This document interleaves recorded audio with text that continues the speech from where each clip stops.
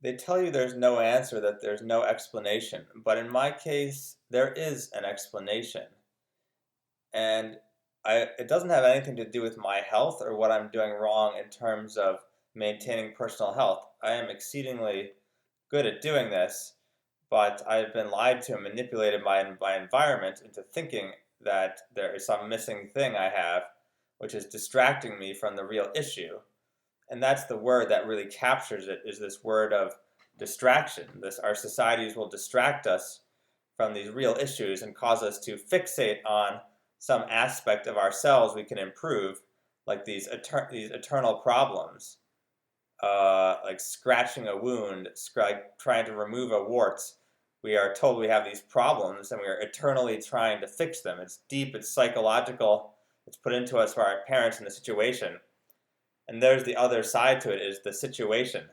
So it's not really a lack of mastery in my own personal health, which I have become exceedingly good at, but there's some other elusive factor that has been disrupting all this. And it can only be understood from that point of view, that this is the true cause of the situation, is that I am in a situation that doesn't have a lot to do with me and my personal health, the mastery of my personal health, but I'm in a situation that is restrictive and orchestrated by my family, so I can't really do a lot about it from this place of how could I improve myself, because that is the entire problem, is this idea of improving myself. And that's all I really know how to do. That's the way I respond to any situation, is I look for what can I improve about myself, or my mentality, my emotions, my actions. I look for something in myself to improve. But there comes a point where you can't really continue improving. You have to say, well, maybe it's time to be creative. What can I do about my situation?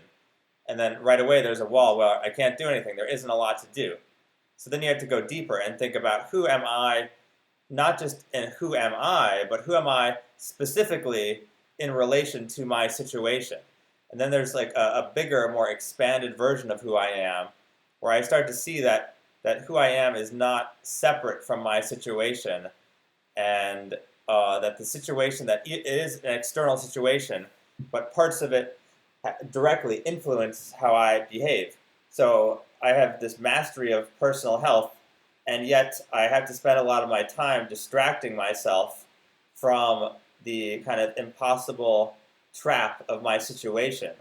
So by spending time distracting myself, I end up making myself less prepared, unprepared to find creative ways and to have the endurance to get out of my situation. The situation is so difficult and so overwhelming that by spending time distracting myself from that reality, from the oppressive family situation, um, I am not prepared to deal with it. I'm not able to rebound. I'm not able to have the endurance to find ways to move beyond it. So I see that that distracting the self is sort of a defense against kind of an abusive or kind of condescending, a belittling situation. By being an adult who is treated by a child, that reality is impossible to accept. So we find ways to distract ourselves, and we kind of create a story about how we've succeeded in life, and we find other ways to succeed without addressing this kind of huge problem of maybe like home life or where we live is being kind of controlled by other people in a way that relates to the family situation. So I kind of distract myself from this reality, and that's that kind of a specific defense to a specific situation, and it doesn't have anything to do with the mastery of my personal health under normal circumstances, because I'm dealing with circumstances that are not normal. So I have to say that, okay, this is not a normal situation, and I've defended myself by distracting myself. I had to spend a period of time distracting myself, but I can start to lessen the time I spend. I had a dream where I was walking in this nice town, but then the road got too busy outside. Oh, how annoying. I live next to this busy road. It's so industrial. So I go back into a house, or I go onto the sidewalk, but suddenly I find I've accidentally stepped into this restaurant. So I try to distract myself from this kind of obsessively busy society that I have been pushed onto. I've been pushed onto a busy road that's kind of overly industrial and not really connected to nature. I try to step back from the busyness only to find that I have accidentally stepped into a restaurant and people are trying to charge me money or serve me food. And it's sort of embarrassing to explain, sorry, I didn't come here for food. I just was trying to get off the road. And then I have to go back outside and kind of navigate that place between the road and the kind of gluttony of this restaurant. And that's a very, I have to ride it right on that edge, and that's very difficult because society doesn't create a lot of space for the middle room. You have this situation where parents will kind of invent problems with their children. It's called Munchausen syndrome, and I found myself curious about it. I found myself looking it up online, almost like some kind of detective investigation. A few years ago, I wrote this post about one of my parents, and I was surprised at the response that I got, that a lot of people seemed to really understand what I was talking about.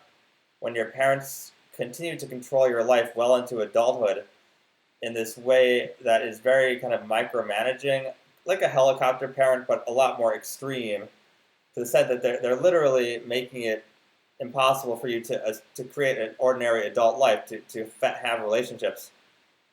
I've been placed by my parents in communities that don't actually allow me to have relationships well into my 20s and 30s. And it's very devastating to just the natural progression of human development. Even though I have these kind of insane amount of skills in terms of wellness and lifestyle, I spent my whole life cultivating skills that are actually rare in most people. There are only a few people I can think that seem to actually have the kinds of awarenesses that I have. People like Alan Watts, they're very interesting people, or Wayne Dyer. So I've cultivated this very high level of spiritual mastery, but ironically, my living situation is so kind of repressive and restrictive. I'm not allowed to date people, and I'm surrounded by people who are kind of much younger and not really mature enough to create ordinary relationships. So it's a very restrictive situation, and it's very hard to kind of balance that. There's a sense that the people who kind of work in these environments are paid by the parent, so whatever the parent says kind of becomes the reality. Even though my mom is basically an old woman at this point, and I'm a full-grown adult, I am living this child life, which is very frightening, given how capable I am. So I looked up this kind of condition where the parents invent these problems with the children, and it's been going on all my life. And it's very traumatic, and it's hard to really draw the line between where it ends and where it begins, and what choices I have, how I can kind of not become tangled inside of it, and how to separate my emotions, because like her kind of reality has fully invaded my life, but like kind of little by little I've been kind of diminishing the effect, but there are still all these kind of smaller ways, these kind of smaller acts of control. It's kind of less extreme than it was a few years ago, but there's a point, when do you draw the line and say, okay, I've created enough distance that now I am safe. I'm kind of safe from the kind of hyper-controlling parents. Like, when can you draw that line and say, like, okay, it was really bad a few years ago, and it still is bad, but it's not as bad. I've created some distance. I think what's really hard is like not being able to have relationships. So there's always the sense of something missing. I find myself thinking a lot about Jesus and how he didn't believe in relationships. He believed he could become this awakened person by letting go of kind of romantic relationships. However, I feel like that is sort of a voluntary choice someone has to make, and it can't be decided for you by someone else, because then it's not an act of free will. So I've had to kind of straddle that line of like, what kind of person do I want to be? And there aren't really a lot of options, But the best thing I can do is to really shine the awareness, really pay attention to what has gotten in the way, like specifically with my family, and what I can do to not be dragged into this kind of family drama of the needing to invent problems and needing to see that I've had to distract myself. I'm living in an environment that's basically a children's camp full of disabled people, and I'm not disabled or a child, so it's very hard to accept. And many of the other people here have extreme problems like drug addiction or some kind of special needs disability, or just kind of emotionally unstable, or like just kind of very childlike, like addictive personalities. So it's very hard to decide like who my friends are here, and I kind of have to like leave campus a lot. But I didn't even have a car for the first 2 years being here. And before I got here, I was placed in communities that were a lot more strict, a lot harder to be around. The people in charge of these communities don't really care that it doesn't help people, because they profit off just kind of keeping people there, like as like a body to fill a bed, by having clients to keep. They refer to you as a patient or a client, and they just kind of keep you. And there's this kind of assumption that you are learning something, but most of the things they teach you are so basic that it's sort of common knowledge. So, and it's very condescending. Usually the people teaching you are kind of less experienced than you are.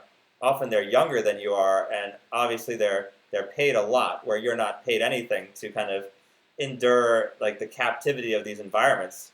Some of these places, they refer to them as like residential communities, or sometimes they refer to them as facilities, and some of them don't even let you leave. You kind of have to go through a process of like signing out or setting a time when you're going to leave. They control all kinds of aspects of your life. This current place isn't as bad, but it's still a place. It's not a normal society. So dating is pretty much impossible. I met one girl here who basically says she hates men after flirting with me like a lot. So it's like you get these very mixed messages from kind of immature people, and it's very devastating when your family has essentially put you in a situation where you can't even create a relationship to move on from your family. So I'm eternally trapped, or my family are the only kind of relationship I have other than a few friends. But I think part of being human is wanting an intimate relationship. So I don't really know where it's all going, but I'm trying to pay attention to the way I respond to this external situation that doesn't have a lot to do with me, but I'm starting to notice the way I've chosen to respond to it in the past. And I think there's some kind of key inside of that. I don't know what the right word for it is, but there's some kind of ability there. I think the main thing is noticing that it really has nothing to do with me, so I don't have to change myself in response to this external situation.